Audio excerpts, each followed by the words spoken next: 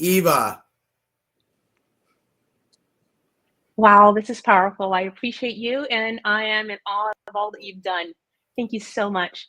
I have Thank a question for what your wife and your children, did they have to train for their own protection? Did they have to walk around, or your wife, did she have to have a gun?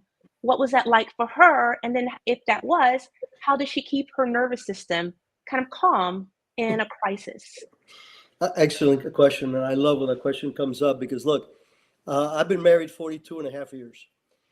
Any woman that could put up with a guy like me and with my kind of lifestyle for 42 years, descends, not sainthood, Buddhahood, right? But I had an ace up my sleeve is that my wife is also Cuban. She lived under communism. She saw the same atrocities. She saw the same damage done to her family. So she was a believer. She did not know, it's funny, after she read the book, she learned about 80% more about my life than she knew. And every once in a while, she would walk in my office and look at me, and go, "Really?" And I go, "Yeah, whatever chapter you're on is real." So and if you read the book, there are some incidents there where she did go operational for us. The kids, we keep them in the dark because they're too young to cope with those things. Both my sons have been in service to this country on their own accord, not because of any coaching from my end. But they were protected by my tradecraft, by our security.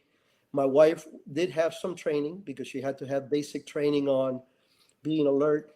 But it's funny. It's something you inculcate in your kids anyway, because even when my kids were like 6 and 7 years old, we would go to a restaurant and the oldest would always tell the youngest, "Nope, that's where dad sits."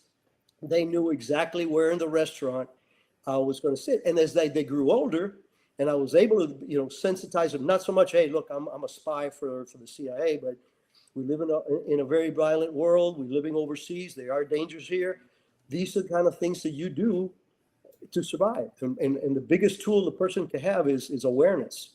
So my wife coped with it incredibly well because she was a believer, just like I was.